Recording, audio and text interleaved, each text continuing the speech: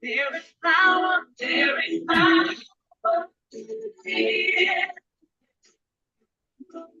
We know it is.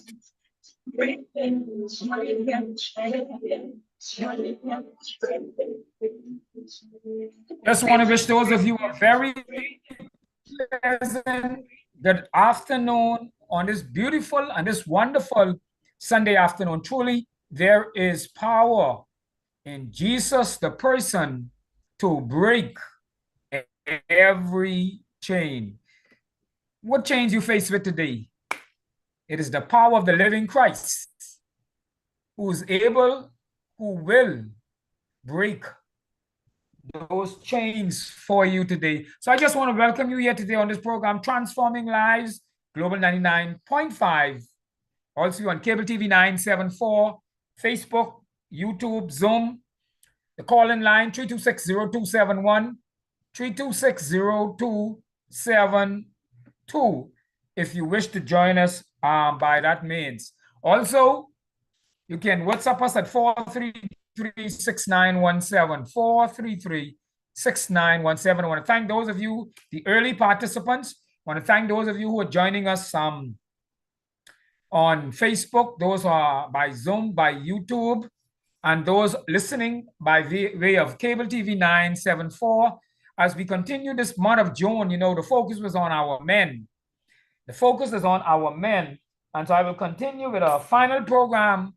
And our topic today, talking about fathers and male presence in the home. That's our topic today as we talk about father and male presence in the home. And so I sent out this to all of my men's group. I'm hoping that I'm a part of, that many of them would join up. Today, Tuesday, we had a gathering of about 30 plus men, a live broadcast on a radio station from 8 to 11, and which was so awesome to see men sitting around and sharing some of the things that they are doing in regards to men's program and boys program. And so many different organizations represented there. And so I wanted to continue the conversation. How important is the father or male presence in the home? And I hope you can be a part of the conversation. I may have to step out, so I may have to call on some of my friends here, Sister Cher. I may have to call on Professor Dawn. I may have to call on Denver Pratt in my absence to continue the conversation, continue the discussion until I'm able to join back. My co-host says she may not be able to come on today, but today's another wonderful day. We give our Lord and Savior Jesus Christ thanks just for being alive. It's a blessing to be alive today. As usual, I want to just share with you some brief announcements. I want to remind you of a number of events coming up. Last week, Wednesday, we graduated a number of ladies from the female section of the Bahamas Department of Corrections, female residents. And there's one lady who says to me every Sunday, she said, Mr. Williams, I listened to you on Sunday. And so to my friend who promised me, who said she will be listening right now at the Bahamas Department of Corrections, I want to say a special hello to you, okay? I want to say a special hello to you. That's my friend at the Bahamas Department of Corrections. And she has participated in all of the programs we have run. So special hello to you, okay? I want to also remind you, this coming Saturday, I see Pastor Glenn Roll has joined, who led the way. And so when I step out of the room, Pastor Glenn Roll, I'm also going to ask you to close with me and keep the conversation flowing as we talk about the father or the male absence or presence. What are the advantages, the disadvantages? Okay. And I want to remind you, this coming Saturday, we're having a graduation for the residents. I'm sorry, not a graduation, a post-Father's Day service for the residents there. At this point, it would be a bit too late for you if you're not on the list for the prison or the Bahamas Department of Corrections, so we will not be able to get you on. But if you are on a list through a particular ministry, then that's no problem. You're invited to join us. These fathers will get to spend time with their children and their families. We provide food. We provide care packages. We will also have a brief service, just a 1 hour service, 1 or 2 speakers for maybe 10, 12 minutes. And then we want to give the residents their time to spend with their families. I attended such event last week, and let me tell you, that was an awesome experience. Just watching those children playing with daddy and the families, and that was awesome, And then we also want to remind you there's a symposium coming up Friday talking about crime at Evangelistic Center, VC Street. And so we're inviting you to come down, be a part of that, okay? Evangelistic Center, VC Street. I want as much persons, whether you're male, whether you're female. Dr. Cheyenne, is good to have you here. So I'm looking for you all to drive the conversation. I give Pastor Glenn Roll the mandate to drive the conversation. So I'll even shut up and just let him drive the conversation as we talk about our men. And we know Dr. Cheyenne Williams, she is in charge of the juvenile section, and she has a lot she can share. Sister Cher can talk about the family. We know Denver Pratt, who's in charge of our transitional home. Yeah, but Edgar McPhee and so many others, I'm listening in them room who don't want me to say, don't call my name. So I'm not going to call no name. Okay? I'm not going to call no name, but I want you to drive the conversation today. It'd be good if I can be silent. We have Professor Don Major, who I took into the prison many years ago and provided a program for persons who are prepared to come out, and who he prepared them for their own business, how to start their own business. And so it'll be good if you can just drive the conversation, and I'll be able to just sit back and listen and only come in at about maybe 5 minutes to take us off. I'd love something like that today. And then I want to remind you, today we had a service. We had about 8 to 10 individuals responded to the gospel of Jesus Christ at the maximum security today. And that's what we're all about, sharing Christ, not your denomination nor mine, not your church nor mine. As we lift Jesus up, for he says, if I be lifted up, I'll draw men and women unto me. And then I want to remind you, there's a cookout coming up next week, Wednesday. So Wednesday coming is the 3rd, the Independence Day, Prison Fellowship Bahamas. This is our major fundraiser. So I'm inviting you, even if you don't have tickets, but if you want tickets in your hand, reach out to me. Let me know where I can drop them off, collect your money. And we want to support Prison Fellowship Bahamas. This is our major fundraiser to support our back to school program.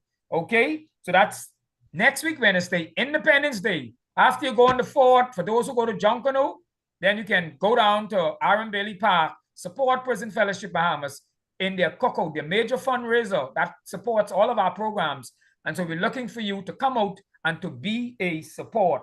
Message me again, 433-6917, 433-6917, as I'll reach out to you, collect the monies from you, drop the tickets off to you. I want to congratulate those who have won.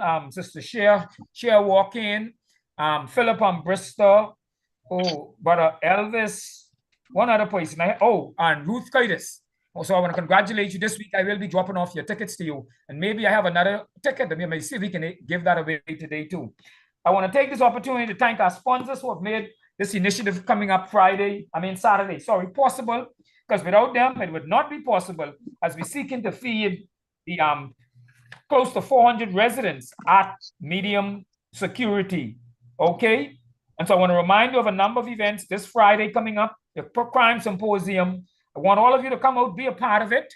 It's an opportunity for you to share. What are you doing, okay, in your space? That's Evangelistic Center, VC Street. Come out, be a part of it. Of course, we'll have some food, some light refreshments. If you're like me, I follow Jesus for the food, then I say, come. Come if only to get the drinks and the food, you come. All right? And so I just want to remind you, thanks for the sponsors, because without them, it would not have been possible. Quality Home Center located, they open today, 8 to Sundays, 9 to 5, located in Carmichael and Beale Road. We want to thank them. And they're also on Prince Charles Drive for their support. We also want to thank Premix Concrete, located off the Tanique Williams Darling Highway, for providing the support. We want to thank Mr. Vaughn Jones from Vaughn Jones Memorial Center. We want to thank Titan Hospitality Management. We also want to thank HGM Maintenance on Abundant Life Road. We thank them. They say they offer home general maintenance for their support. We want to thank, of course, Mr. Valentino Gardner from the Phoenix Supermarket, located East Street South.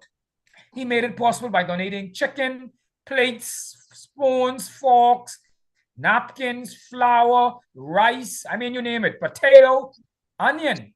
And so they gave us a big start. That's Mr. Valentino Gardner and the Phoenix Supermarket. Of course, we want to thank our organization. We are part of Prison Fellowship Bahamas. They always are a partner with International Men's Day, anything to do with the prison.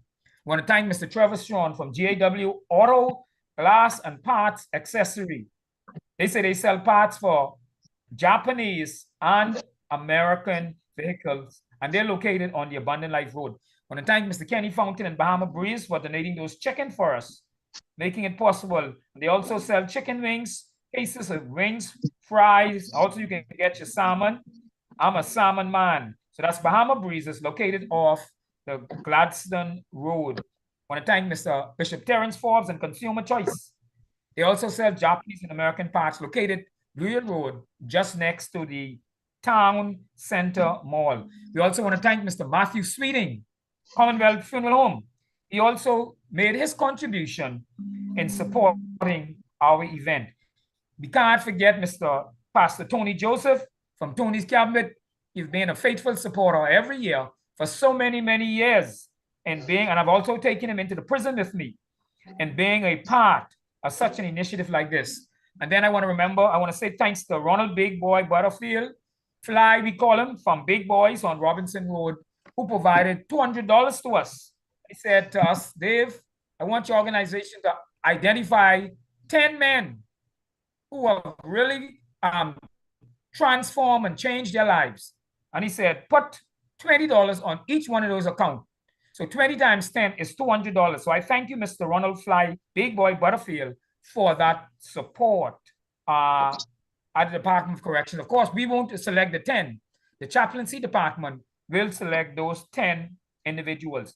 We can't forget my guest, my friend, Professor Don Major, for his contribution and his financial support to such an initiative like this. And then there are many other persons who made even a small donation from as small as $30 and who said, whatever you do, Mr. Williams, Dave, whatever name you want to call me, they said to me, please do not call my name. And so out of respect for them, we will not call their names. And so we want to thank all of you. You made it possible for this event to go on. And as we look forward to this week, we get some more sponsors. We will continue to provide food that we can hopefully provide enough meals to feed the 400 plus individuals at the medium security. Families are coming in from the Family Islands and all. So I'm just giving you a picture of what this is going to be like. Families are coming in just to be with spend time with their loved ones. So we want to thank the Commissioner Dawn Claire, who I've worked with over the years. You have always supported me in my programs. And also we see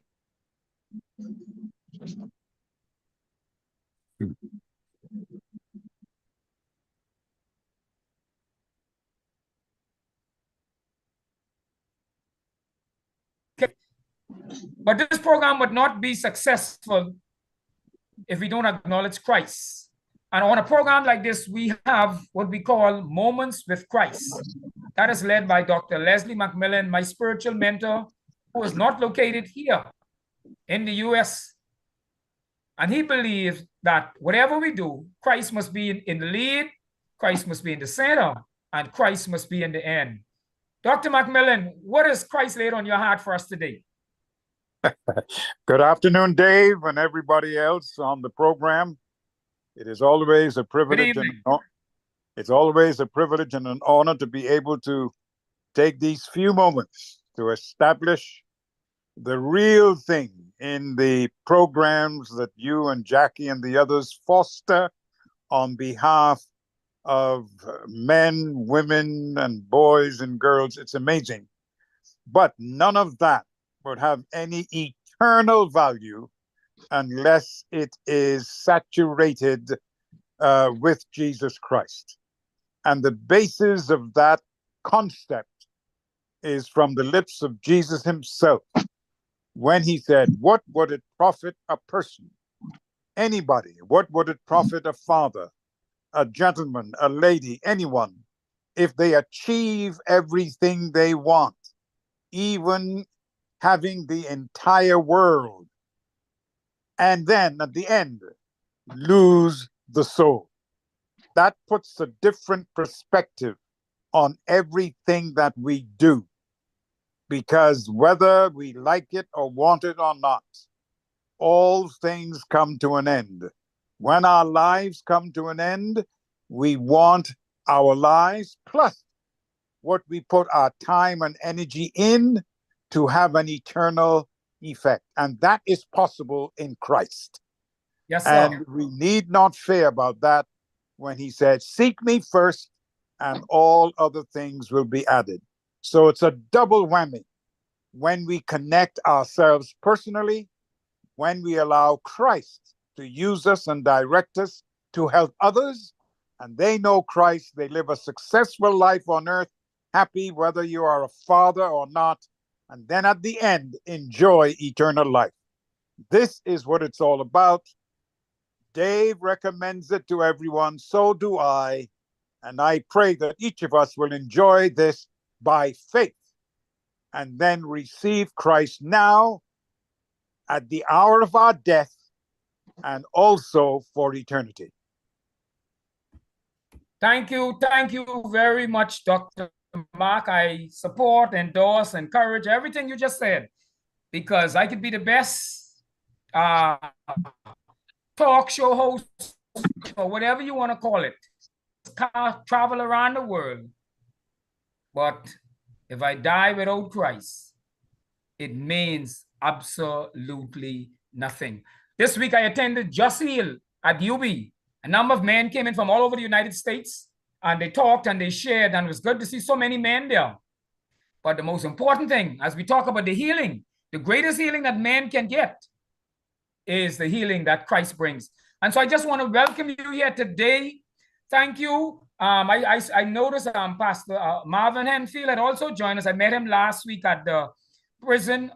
He also doing some work with his focus on basketball. I know he brought in a number of individuals from abroad at the Bahamas Department of Corrections, and they played some basketball too. So what I want to do is let's go to Pastor Glenn Roll. Pastor Glenn Roll, I'm on my computer this time. But anyway, Pastor Glenn Roll, can you hear me, sir? I can hear you, sir. Yes, sir. Okay, good. I want you to drive the conversation today.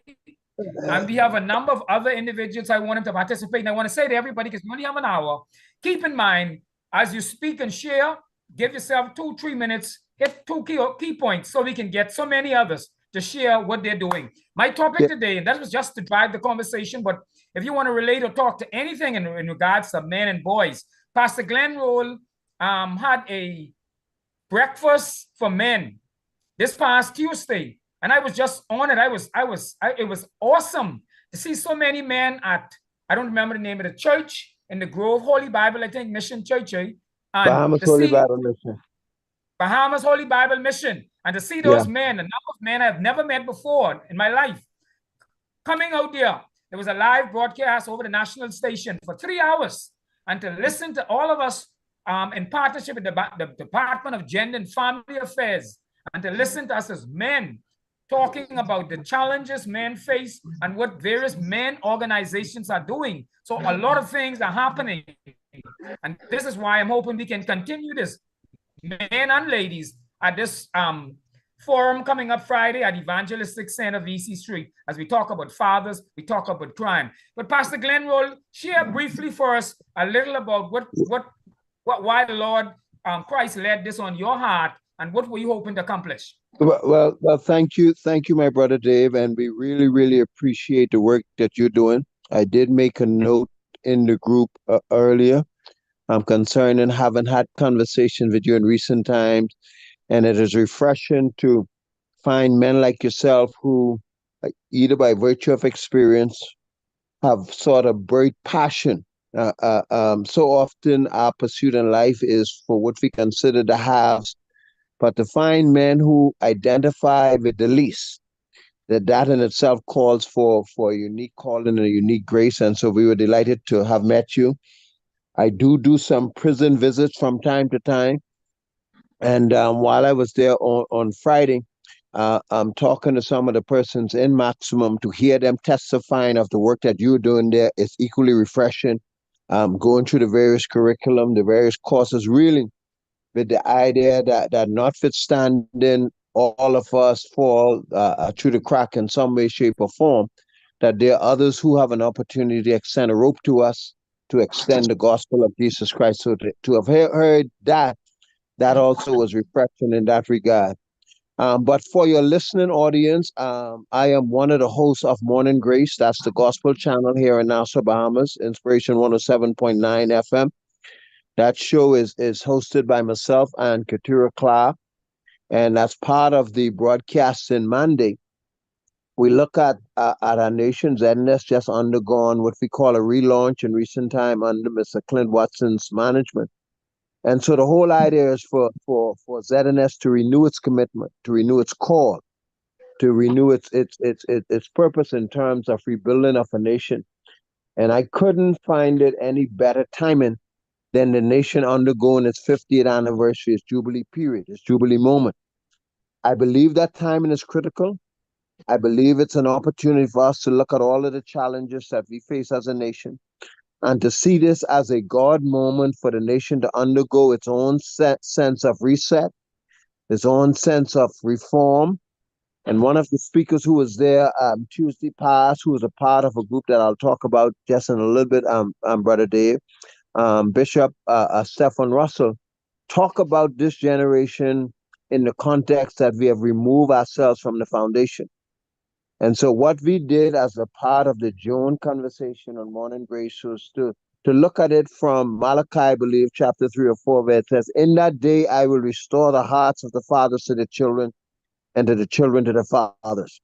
And so really, if we look at it in that context, the key to nation building, the key to reform, the key to undergo and unlock all of the challenges, even as it relates to our industrial schools, our prison, is the extent to which we renew ourselves to the commitment, to the foundation, to the belief system, to the values that were entrusted to us by our fathers. And not only at the church level, at the national level, our country talk about this being a Christian nation, this being a nation that has an abiding respect for law, this being a nation that was bound, that was raised up to really abide in a space of love and unity. And so all of those key things dictates how we live with each other. It dictate how we respond to the least amongst us, dictate how we visit our prison. Jesus put it simple, and he was the greatest reformer ever.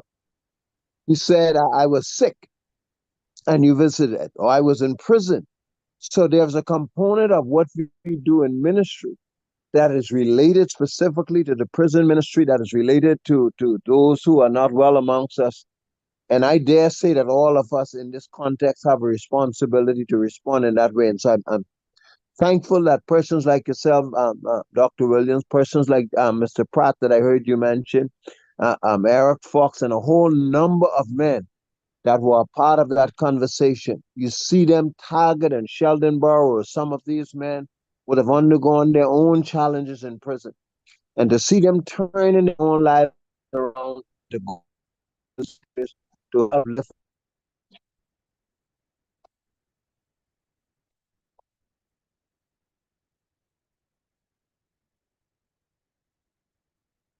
Have dropped.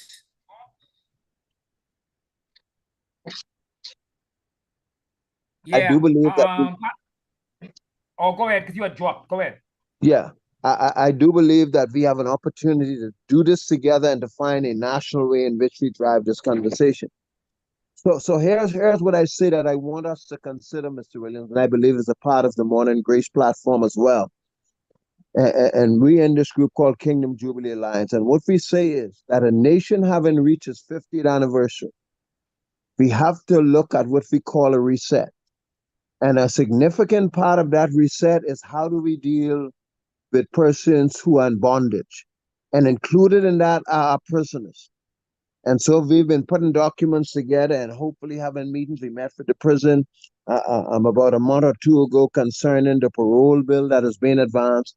I believe more than ever before, this is the time when the church, and when I say the church, I mean men and women of God, ought to advance a platform and a message of hope that notwithstanding the challenges that our prisoners and others face, that we give them a sense of hope. So I am encouraged by this conversation. And I look forward to continuing in that regard and also hearing the multiple persons who are going to offer to it. And part of what we're presenting, if Christ came to set the captive free, then we have a responsibility to do all we can to include even the prison and the least of them amongst us. So we're happy for the work that is being done and in restoring the hearts of the fathers to the children. So God bless you, and we look forward to continued conversation and work with this entire group. Thank you. Thank you very much, Coach Marvin Henfield. I met him. I am familiar with what he's doing. And he share with us, Coach Marvin Henfield, even as we keep in mind the topic, which we're talking about the fathers, the presence of the fathers or the male in the home. But share with us also your make your contribution. And then I'm going to open it up for others to contribute. Go ahead, Coach Marvin. Pastor Williams, can you? Oh, good. All right, go ahead. Sorry, I thought you couldn't unmute. Go ahead. Good afternoon, everyone. As for me, again, thank you for the opportunity just to be here with you guys. I'm delighted because as I listen to what has already been shared just by your introduction, there's far more things happening as it relates to men in this nation, in addition for men and inmates within the Bahamas Department of Correction than I was aware of. And so for me personally, that is exciting because I know sometimes we doing what we do sometimes believe that it's just us doing the work that we're passionate about, or even the work to bring about change in this place that we call home, being the Bahamas. But it's just good to know that there's many other people doing the same. As for me, I have been involved in the life of men in this nation now going on 3 decades, specifically 28 years ago is when I first started to work with young men, in particular in the area of sports. I first started off in the game of basketball, which was a sport that transformed my life, which allowed a little boy that was living in the inner city to go from playing on the streets to eventually go off to play high school basketball and then go on to play college basketball. When I finished my education in the United States, I wanted to come back and to be able to extend the same level of opportunity to others as was given to me. Because the thing I've said to people, sometimes people ask me, why do I spend my days as I do every single day from 3 o'clock in the afternoon until 8 o'clock at night with somebody else's child? And the reason I do that is because someone did it for me when I was their age. And so being in basketball in this nation for 28 years, 16 years full-time, I'm also involved in a plethora of other things that I do for young people. Namely, we have begun to do and create IMCA style facility here in Nassau, Bahamas, just off of Tony Dallin Williams Highway, in partnership with Trinity City of Praise, Pastor Watson and his wife, Pastor Lee and Pastor Ed Watson.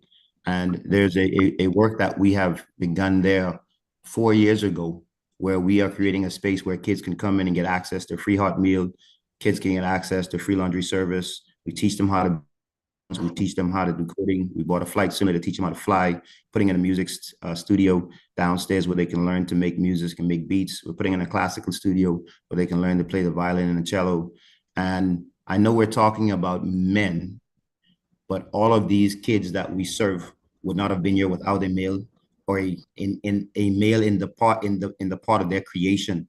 Unfortunately, for many of those kids, the male is absent in their life. And so be it program is both for male and female, but those individuals now have a space that we are about 60% complete with, where they'll be able to come in and access those opportunities. In addition to that, I'm also involved in an organization where we have founded a partnership with the A.F. Adley Junior High School, which I commenced in 2020, October 2020. And that was a program where we went in and we created a literacy program for the least among us. At that time, school was closed, as many of you guys know, as we were in the pandemic. We partnered with Dr. Roma, who was the former principal at AF Adley at that time. We asked her, how could we help? She realizes that there were kids that were not present in school when school was open. At that time, the country was locked down and kids were working from home. We'd ask her to give us the list of the names of those individuals. We then went out and we found every one of those kids that was not coming to school when school was open. And we created a program that is called LEAP, Literary Empowerment for Academic Proficiency. And we had those kids come into school during the pandemic, provided them with access to the internet, free access to the internet, free access to tablets, free lunch. And we had Dr. April Farquharson, a Bahamian, who at that time had just graduated with a master's degree from Harvard, who was doing a PhD at Harvard, who wrote the entire program for that the entire curriculum for that program. And so I say to people, we were fortunate enough to have a Harvard-style program in the ghetto. And so, notwithstanding my work in basketball, I work in a number of other capacities, include other sports like baseball and softball, where we created a space for athletes to come and train on a daily basis at the facility, where we also have an indoor facility. So I don't want to go any longer about the things that I do, but I want to say that the fact is that it's exciting for me to hear and know that there are many other people doing amazing things in this country. And as I met you, David, I met you over there at the prison, which is another work that we do, where we started 2 years ago in the prison to provide sports programs for the inmates. I didn't know that until I went there in 2022, basically when the Lord just put it on my heart to go and visit the prison. And then I went and visited thinking that there was a plethora, a whole multiplicity of sports programs in there. I get there and I realized that the men did not have access to sports. So since then, we have created an annual 5-on-5 tournament that we do every August. We're just there on March 20th to the 24th, where we initiated a softball program for the men, where we donated all of the gloves, the bats, the balls, the bases, everything they needed to facilitate that. We continue to partner with them to provide additional gear and wear for the softball program. And then we also are working to help launch a 3-on-3 annual tournament for the inmates there at the facility. And it is just the beginning, because it is my hope and vision that we will do it in every single sport where there's someone within the facility can be engaged in a physical, recreational, holistic activity, where they can have access outside of the spaces that they typically would be confined. And so to all of you that are on this show today, I want to say kudos to you. Keep doing what you're doing, because I think together, all of us, with our many hands, could make the burden a little bit lighter in the work of bringing change to our nation. Thank you so much, and God bless you guys. Okay, thank you. Thank you very much, Coach Marvin. You're listening to the program Transforming Lives on Global 99.5. I'm Dave Williams, along with my coach, Jackie Gardner. She's not on today. And we also on Facebook, Zoom, YouTube. To reach me is always 433-6917. Call in 326-0271, 326-0272. And so with these, the rest of time left, we're going to talk about the importance of father or male figure in the home. Denver, are you here? I want you to drive the conversation, take the lead, and let's give as many persons as possible an opportunity to share. I will come back in like at about 5 to 5. I'll sign off the radio and we can continue for the next 15 minutes on the Zoom platform, okay? So Denver, let's drive the conversation. The importance of the father or the male presence in the home. Are you there, Denver? Yes, good afternoon, Dave. And good afternoon to your listening audience. Yeah, the topic that we're about to discuss is very timely, the importance of father in the home. We believe and we know, and as we take statistics, there is no denying that the majority of our homes today is led by single mothers. Okay, so that tells me that our fathers MIA in the home. In actuality, that means they are missing in action in the home. So my question today for the audience here is, how do we get our fathers back in the home where they can play their rightful position? As for me, as I continue walk about, go throughout the communities, talk to and see our men, some of them are on the streets, on the corners, and some of them in the bar rooms, and some of them in the gambling rooms, and it tells me that something is missing. So how do we get the men? How do we get the fathers back into their role that God designed them to do? One of the things I believe, when we're talking about the fathers, that is the importance of fathers in the home is, I believe, firstly, one of the things that we have to remind the fathers, remind the dads, is that the family was instituted by God. You are the head. That means that the fathers should be the priest, the protector, and the provider.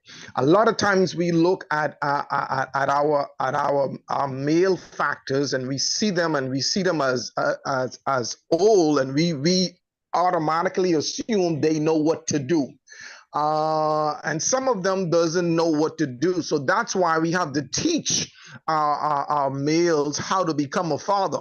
For me, I don't believe that a male is automatically a father, and the reason I say that is because when you look in the book of 2 Corinthians, I believe it was Paul who says, when I was a child, I acted like a child, and he did everything as a child. And then he said, but when I became a man, he put away childish things. I believe we have some males, some dads still doing childish things.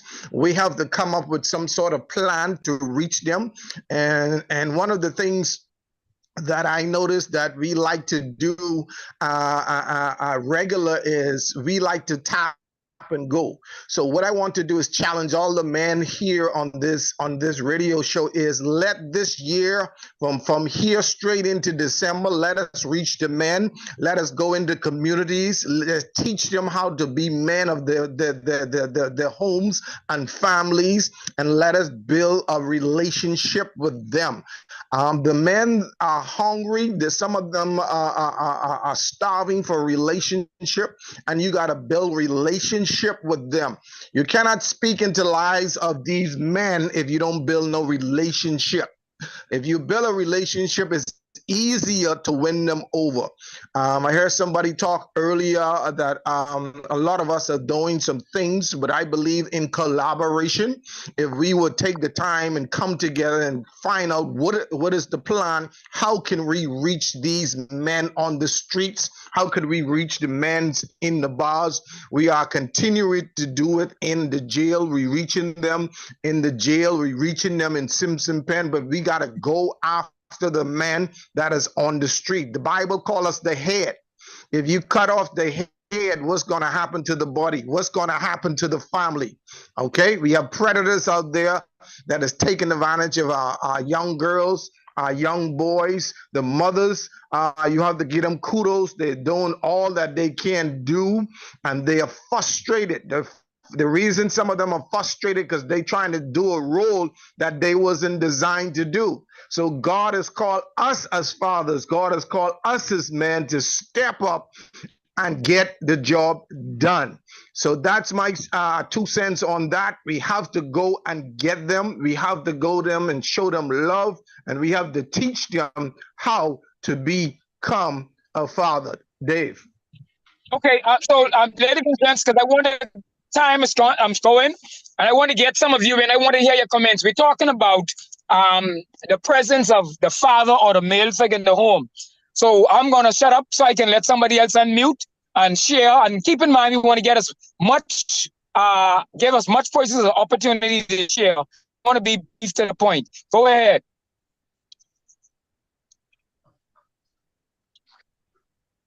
Hello, good evening. Good evening, Apples. Go ahead. Yes, good evening, Bahamas. That's good, Brother Dave. Yeah, I just want to, I want to first and foremost, hats off to the many of fathers in our nation who are providing for their kids, who are providing for their families and who are demonstrating that the presence of their lives being involved inside their kids' lives is evidence of success. I say loud amen to that. I with you. Loud amen. And I want to also say that we all know that statistics are showing that kids them who grows up with both parents, 75% of the times they will lead a successful life because they have balance in their life. And we know that 75% of kids who do not grow up with their parents have major challenge. But in our country, we also face a reality, whereas there is some fathers who wants to be involved in their kids' life, but them and the lady, their lover is not together no more.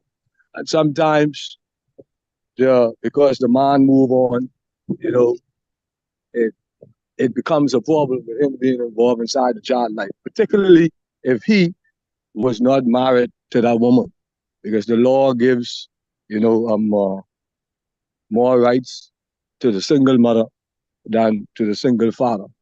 We have cases like that, and that has drawn a lot of challenge for some men who I meet as I move throughout the community. And so I think that we have to, strengthen our legislation in the country to give fathers, the same single fathers, the same equal rights as the single mothers. So they have the same, rights towards their children, which I know and I see a number of men wants to be involved, but because of the bad relationship, they tends to move on. Also, too, I want to say that, guess what, we have challenged with a number of kids, young people who have not brought up with their fathers. And I am one of them. But I want to give hats off to the Church of God of Prophecy, Project Time Internationals, would have helped me to become a better person.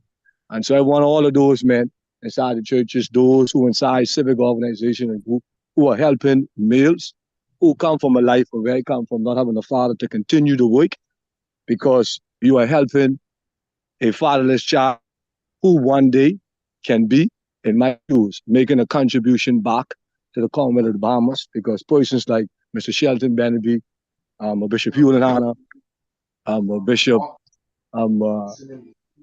Arnold Jones, and the late David Mark Full, Sergeant Mark Full, have impacted my. And so me, I am one who love to celebrate the good what men and fathers are doing and have been doing in our country. Thank you, Apple. So just so I want to, because I realize time going, I join you, I endorse you, I celebrate with you. I too like to place my emphasis and my focus on the many good men and point persons to look at that good father or that good male presence and model him. So I want to give somebody else an opportunity who want to share, whether you're male or female, as we talk about the importance of the male presence, the father figure in the home. Go ahead. Good afternoon, everyone. Trusted yours. And let me get that lady voice. Let me hear it from a lady perspective. Then we can take the other person. Go ahead. Go ahead. Hey, good evening, Bahamas. Dr. Good Williams evening. here. Yes. Okay, so I would just like to briefly share. Statistics shows that eight out of every 10 homes has a missing father. 1.5% of the 2% left would be fathers that are emotionally not connected to the home. Yes, we do have so many good fathers, and we appreciate them for doing their job in their children's lives. But when I reach out to my young men at my facility, who would have been sitting down for so much of the crimes that would have been going on, I look at these young men as babies, and the majority of them would have grown up with a mother, aunt, or grandmother. And so that therefore showed me that there was a missing piece in their lives. Me, I like to think proactive before the problem, before they get to the prison. We need to reach out to these young men before they make the decision to cost them incarceration and for them to be looking over their shoulders for the rest of their lives. Some mothers, I agree, do not allow, or they have a problem after separation with the young men or woman or young woman child having that father figure in their lives, which is wrong. But on the other hand, from experience, I know even after divorce, some men take on the role that you divorce me, I divorce the children. And that is where we have problems. We need persons that are working with the young people before these organizations, before they get to the point where they have ruined their lives, to be consistent. We need consistency working with these young people. And apart from that, we need persons to not only work with these young people, but we have to look at the parents. Some fathers and mothers are lost when it comes to parenting. So we have to now not only bring the boys and the girls in to teach them how to be disciplined, teach them sports, teach them things with literacy and all these stuff. Some of these parents need to be taught these things as well. I always preach to say, yes, we're helping the children. But guess what? They spend the majority of the time home with these parents. We need to know what is going on in the homes. We need to know how best to help these parents. So when they are with us, we're teaching. And when they go home, we know that we have the parents able to continue the same work that we are doing with their children when they're out of their presence. So this is where consistency comes in. And this is where we know that, hey, this child is getting it here, this child is getting it there. So therefore, it will automatically set in at one point or the next, and they will become productive citizens. But we have to now look at fathers and see where they stand, see what is lacking, because every case is not the same. See what needs to be changed, see what needs to be enhanced. And I'm trying right now my best. I spend about 90% of my time dealing with fathers and young men. We need to start reaching out to corporate men, successful young men, to come and enlighten and encourage and empower the ones that have not made it where they are in life. Encourage them, give them a formula, give them some kind of teaching to let them know, hey, all isn't lost. I came from XYZ and you can make it there as well. So that is my biggest thing as it relates to fathers missing in the homes. Thank you. Thank you, Doc. So we just want to go on to another person as time going by. Let's talk about it. The presence of fathers or male figure in the home. Yes, good afternoon, Dave. I bring greetings from Prison Fellowship and certainly want to greet the brothers behind the walls of Bahamas Department of Correction who would normally listen to the show. Yeah. But I want to say, coming out of discussion we had last week with some of the brothers there, it is said that some of the individuals that are in prison came from both parent home, which simply meant that there were some fathers in some places who were just ill-equipped. They were there, but they were absent. They were really never involved in the lives of their children. And so I think that that's important, as our sister just mentioned something in her comments. And of course, Elder Denver talked about it as well. I want to say this before I come off. Education is so important. All right. I believe we are in the school system, and I know that the government has a program called Family Life. Okay. And I believe even from the primary school, we need to let them know how important fathers are. Some of those same young men one day will become fathers. And I think if they get the information early, that is going to go a long way in helping them to become better fathers as well. And then I think about the situation where the courts, for example, there are courts. You know how many of our brothers are taking the court to, ask for support for their children? There are men who are paying child support for their children, and some of those men will go on and perhaps have children with someone else. But I believe, just as the court has done in the past, if an individual comes with a drug addiction, sometimes before at least sending these individuals to prison, the court will say, okay, I'm sending you to a drug rehab. Well, why not? I'll send you to a program that deals with parenting, a parenting program. And I think that that's lacking in our country. A lot of our men need to go to parenting class, need to know and understand who they are as individuals and what it is that God has called them to be in terms of the role of being a good father. And so, yes, I want to congratulate all of the organizations that are doing their part. There's so much more I can say. but I'll give somebody else a chance. Blessings to you on the show, Dave. So just before we go, right, and he brought something. What do we do now for those fathers who were taking care of those children all those years under deception? And then after 10, 15, 20 years, they discover the child is not theirs. Should the court award the father something from the mother? I'm just starting the conversation, but go ahead for our next speaker.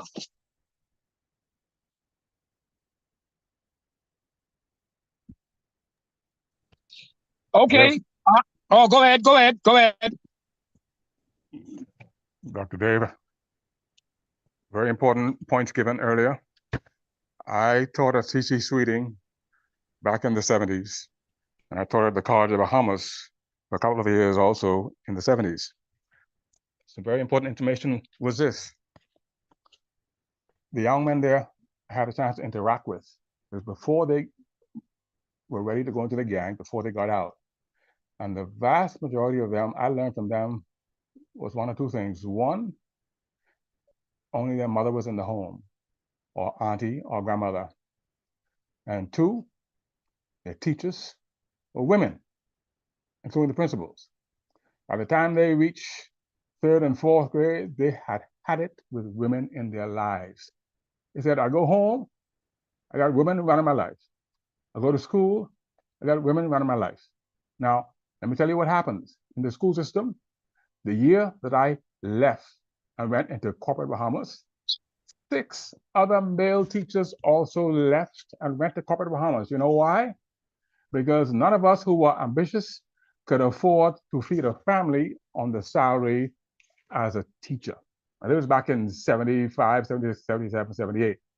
I don't know how much it has changed since now, but the reality is that there needs to be more male presence in the classrooms. And secondly, that also helps with the parenting. It's an old saying that we used to throw around to parents back in the day.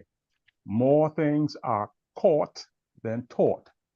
That means teachers can teach in the classroom, but parents have to handle it in the home. Just as the lady doctor said, there has to be parenting component, very important, in the home. Many of these parents have no clue as to how to parent.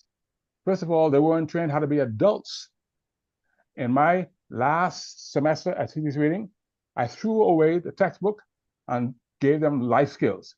How to fill out an application, how to get an interview, how to learn about jobs, how to talk to people, how to communicate, how to sell, how to negotiate, those kind of things. We also taught them how to play chess because I dealt with the mind, dealing with strategy and making decisions. These are important practical steps that we dealt with for those young men, and that particularly to give them a new direction. And then the final one is train them in how to start and operate a business. Very, very important.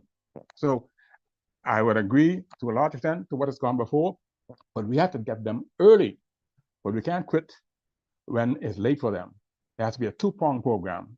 Early beginnings and getting them while they're in the prison system or they're in the juvenile system to make sure that when they get out, there's a complete and total makeover, a new mindset. That's why we need new men who knew what their real identity in life is. That is, they must be God-sent men trained according to the divine blueprint. Without that spiritual foundation, everything else is going to be like water. The minute they meet resistance, everything is going to flop. That's it for me. Thank you, Professor. If somebody could speak within the next 2-3 minutes, because I got to sign off. We can still continue the conversation. Because remember, we'll only be off the radio, but we're still on Zoom, Facebook, and YouTube. Somebody got 2-3 minutes, the quick points you want to bring in before I get ready to sign off the radio? Happy afternoon to the audience. My name is Sister Cher from Marriage, Children, Family Alliance Movement. And I obviously we can't go into deep because of the time left, but I want to just share and interject one thing that I think that really surrounds a lot of the problems that we're having is that we are teaching our men or wanting to teach our men about parenting before a marriage. The foundation of a family is based on marriage. And all of the problems that we see, whether it's the problems in the course with the fighting, whether it's a problem of of there not being a father in a home, the vast majority of it is because there are children being born out of wedlock, and that is the greatest majority. And we are having generations that are facing the same situation. In fact, these men who are becoming parents don't have not been parenting themselves, and so it's a vicious cycle that we have to look at seriously and from a national level, as I think Dr. Or Mr. Glenn Rose said. We have to speak about the situation of how do we encourage our people to wait until marriage before they have a child and put them through this chaos, so to speak, that we are now experiencing now. And it definitely goes back to the scriptures and how God intended family to be.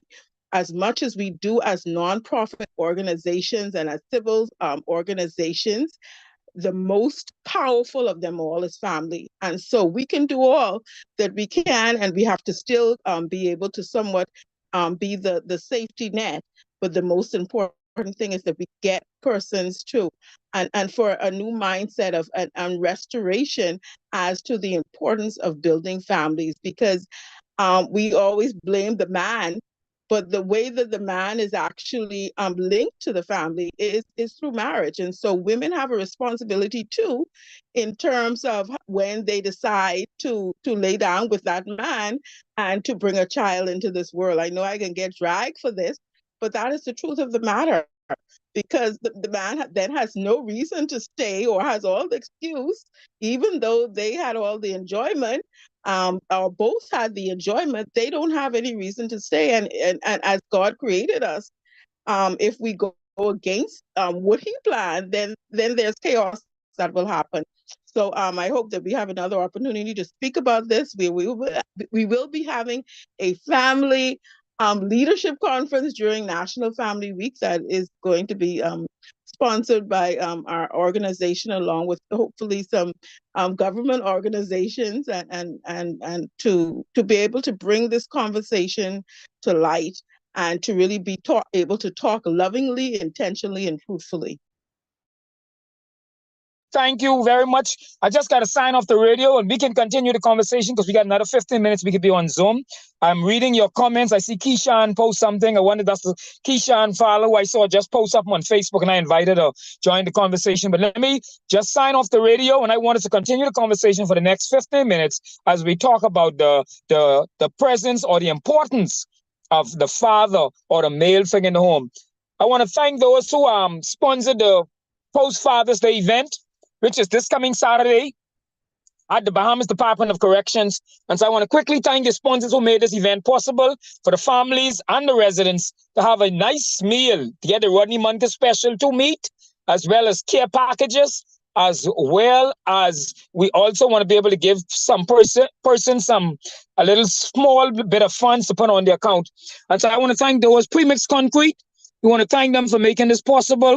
We want to thank Glass Accessories and Trevor Strawn, located on Abundant Life Road.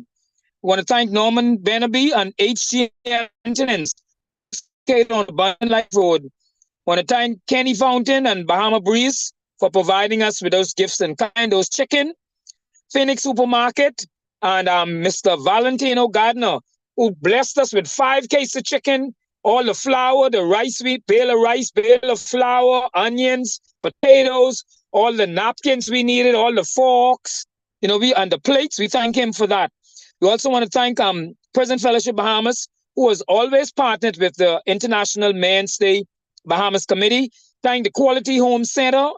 They're open today 9 to 5, located on Prince Charles and also on Michael Road. We also want to thank Vaughn Jones for the funeral home. We want to thank him for his support. We want to thank Titans Hospitality Management. We want to thank them for their support. I want to thank my good friend Ron Frazier from Ron Motors, who have always partnered with us. We've been doing this now for 3 years. We also want to thank Pastor Tony Joseph from Tony's Cabinet, who says, hey, he's been in the prison, and he says he has a passion to see the transformation of men. I want to thank Bishop Terrence Forbes from Consumer Choice, who also has partnered with us for the last 3 years as a part of this program. Want to thank Professor Don Major. You heard about him earlier, who I've took him into prison to teach men who are leaving how to prepare for the outside world in terms of starting their own business. We thank Ronald Fly, Big Boy Butterfield for that $200. He says, Dave, look for 10 men who have improved and put $20 on their account. So we thank you for that. Mr. Matthew Sweeting and Commonwealth Funeral Home, we say thanks for his support. And we also want to thank Mr. Harrison Petty from the Colony Club. And so no matter how small the donation were, we thank you for being a part of it as we seek to feed. We initially wanted to feed 150, but now, based on the donations, we have been able to stretch it. And initially, before the week out, we want to be able to feed the 400 men. And so we want to thank those of you who supported and the other donors who wish not for the names to be called. That's the individual persons who did not want the names to be called. And I want to remind you of a number of events coming up Friday, a symposium on crime and fathers again. All of you are invited at Evangelistic Center, VC Street. If you don't know where it is, 433-6917. I'll tell you the directions, or I'll send you the directions. That's a symposium with fathers and crime, showing is there a correlation, lack of fathers. And we're inviting all of you to come out, be a part of it. It's not just for men. We have some light refreshments, so if you have to come straight from work, it begins 7 p.m. We will provide something light for you to to snack on, and something to drink. We also say special hello to those persons listening at the Department of Corrections. My friend from the female, hello to her. Also to those who are listening today, who promised to listen today, who we visited at Maximum, those in Medium. And we also want to remind you of the Prison Fellowship Cookout. That's Independence Day. That's coming up next week, Wednesday. We're inviting you to don't meet us there, beat us there. This is our main form of fundraising. And so all we're saying, come out, even if you got to buy a ticket. If 1,000 people can come out to that cookout and buy a ticket, that will go a long way in assisting us in raising the funds. Remember, we do not have no paid staff. So there's no executive director or these paid organization. All of the funds goes right back into Prison Fellowship Bahamas. Thank all of you for listening. I want you to continue the conversation. Don't leave. You've been listening to the program, Transforming Lives, on Global 99.5, Cable TV 974, also on Facebook, YouTube, and Zoom. We remind you as we sign out off the radio, the most important thing is Christ and Christ alone. Thank Pastor Arthur Swan for that powerful message this morning, reminding men and women, boys and girls, that it is Jesus and absolutely Jesus alone who can transform their lives. Dave Williams, on behalf of my co-host Jackie Gardner, you're listening to Transforming Lives, encouraging you every Sunday 4 to 5. Have a wonderful afternoon. Okay, ladies and gentlemen, let's continue the conversation. I love this. We're off the air now, but that does not stop us from having the conversation in the Zoom room, because we are people on Facebook and people also on YouTube, and people go and listen and watch later. So let's talk now. Somebody else. Go ahead. Can I just respond? I believe that was the lady who just spoke, Miss Chair or something. Sister Shea, the family. That's correct. Yes, Sister Shea. I just wanted, because Dave, what you said is such an important piece of how do we look at this, right? And of course, this conversation is not limited to this, but I just want to sort of plug it in this way, right? That just as God created blueprint for families, he also created blueprint for nations, right? And nations were intended by way of Israel to go through what they call a national reset at its year 50, at its Jubilee component, right? What do I mean by that? It's almost like, please forgive me for this expression, but if you keep on stooling in your cesspit, at some point it can reach a point where it can start bleeding over, right? And a lot of what we've seen in our country is what has been happening years after years after year. And so God has a built-in mechanism that allows for us to reset the nation or to begin afresh, so that the nation can begin to breathe again and live again. And so part of why this has to be done at the national level, have this kind of leadership or pause or conversation, is so that all of these pieces don't make it feel as if we're climbing up a hill, right? A prisoner will know this for an example. If he pays the penalty, and when he comes out, right, he still have to face unforgiveness within the society. Therefore, they almost go back over the cycle again. So part of why I believe we have to have the bigger conversation is to say to our governments and to say to our institutions that our walls are broken down, that we have to address this in a holistic way, so that we can begin to breed or build or live again and start to put pieces together. I believe we're at that moment, and we shouldn't waste what I refer to as this end of a cycle or this 50th anniversary or this jubilee thing. It is literally meant to liberate, set of people free so that we can begin afresh again. So I'm hoping I can say that just in a capsule for us to at least think about it, reflect about it. Jesus put it this simple way in a parable. He said there was a man who owed a certain amount of money that he couldn't pay. Couldn't pay. So the person decided, you know what, let me forgive you of your debt so that you can start afresh. I believe if in a lot of cases, we have the bigger conversation, look at a society, look at our ills, by way of government or national thing, we should find a way to say, you know what, that didn't go on, let's begin a new chapter, a new leaf, so that we can begin to realize our full potential. Again, that doesn't necessarily mean it's an easy conversation, but I believe it's a necessary conversation given the degree of our challenges. Oh, so, ladies and gentlemen, as we and I see I'm reading the comments. Andrea Linden says 63% of youth suicide came from fatherless homes. 71% of high school dropout, came from fatherless home. 75% of young people who are in institutions for drug abuse, same thing, fatherless home. 85% of prisoners, fatherless home. 90% of children who run away. Wow, that's powerful. Thank you, my sister. Thank you, my sister. Somebody else, Keishan says many wives are single mothers. Okay. All right. Somebody else says not much has changed. Dr. Cheyenne, referring to men. He talked about the men in terms of men not going into teaching because of the expense. And so as we have this conversation, I want to say something to you, and I'm going to open up again for more conversation. And I want you for a minute to put the politics aside. As a young man, 30 something years ago, I came to BEC, and at that time, this was being around, I guess, this was around 1986, yes. I started BEC in 1986. So I know you calculate my age now. 1986, okay? All right.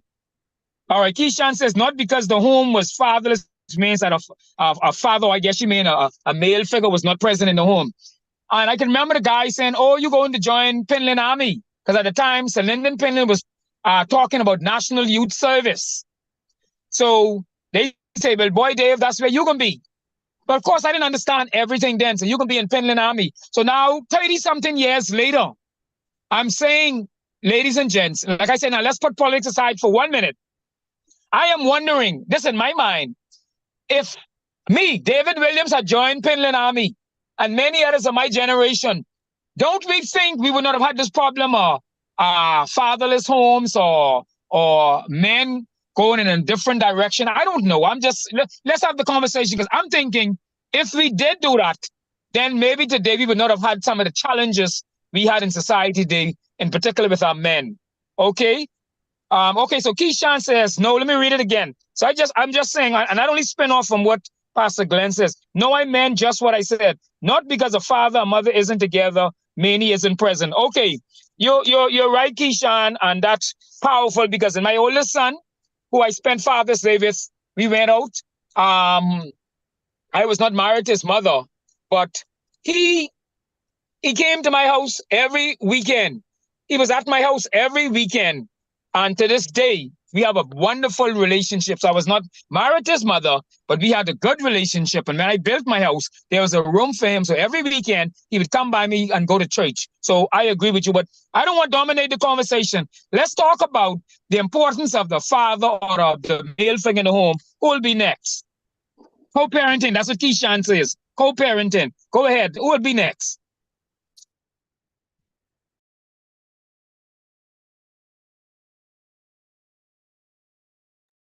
Well, the silence in the house, that means persons are typing in the chat. Professor Major refers to the Boys Brigade, Boy Scout Pathfinders, and I agree.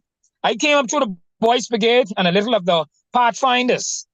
And so these things helped in shaping us as men, right? I agree. Mm-hmm. Go ahead. Go ahead. Go ahead, Doc. I agree with the different organizations for the young men to continue helping with their growth.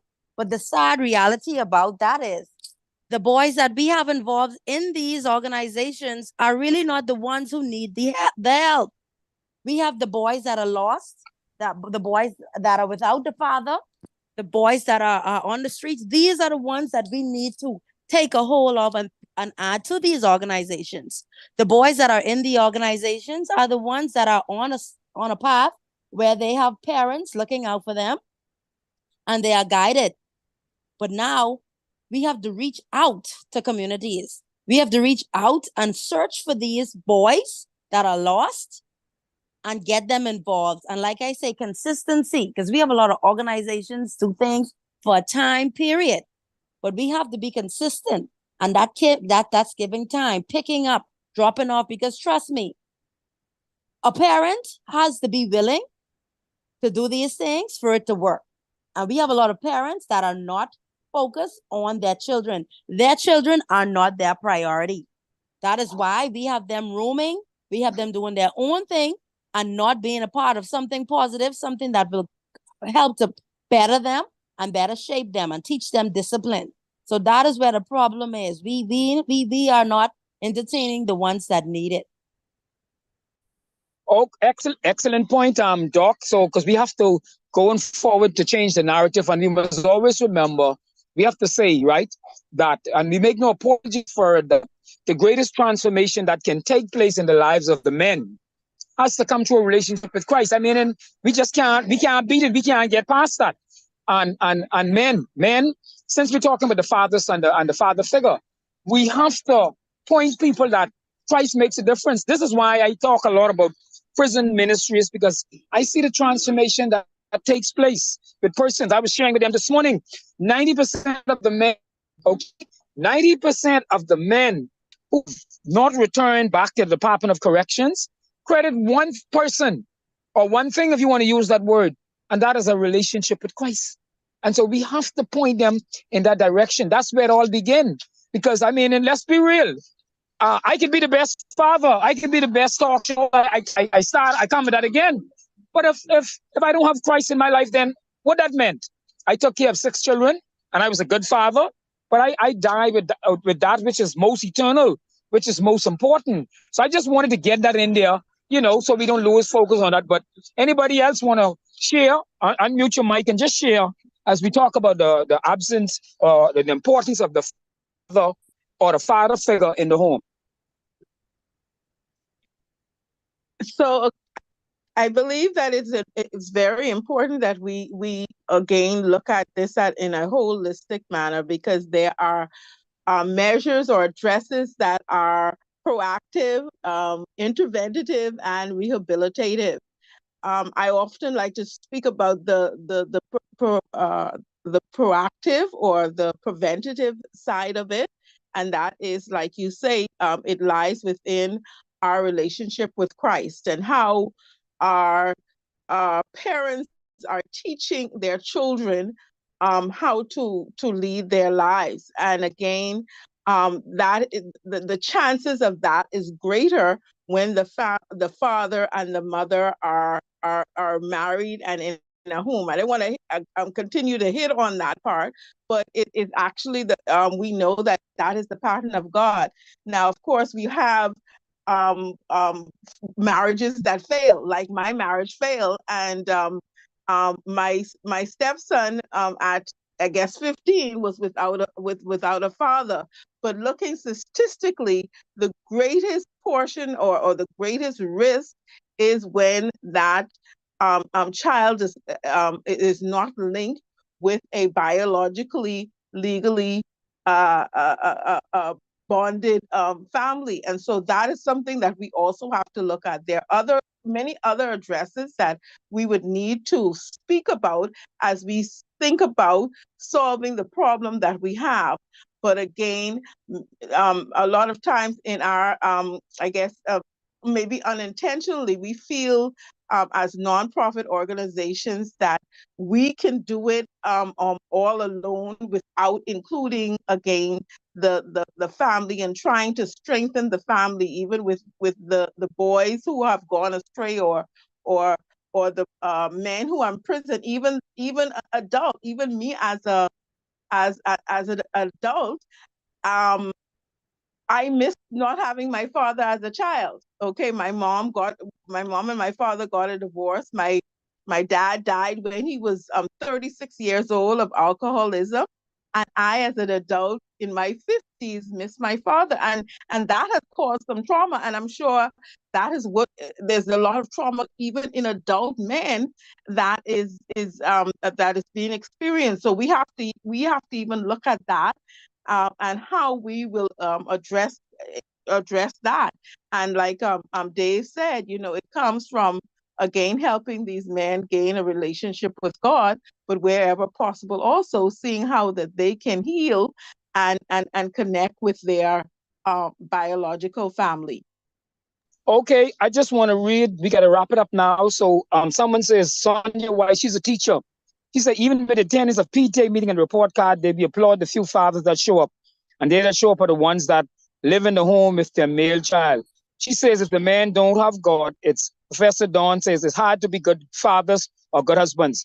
Sonia says, as a teacher of the public service of about 21 years, even in the classrooms, we can see the differences as it has made with a male child learning compared to a child who does not have a father in the home. So that just tells us the importance of having fathers in the home.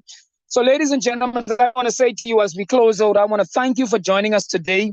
We invite and we encourage you to join us next week, Sunday, same time, another show. I really was encouraged with a program like this today.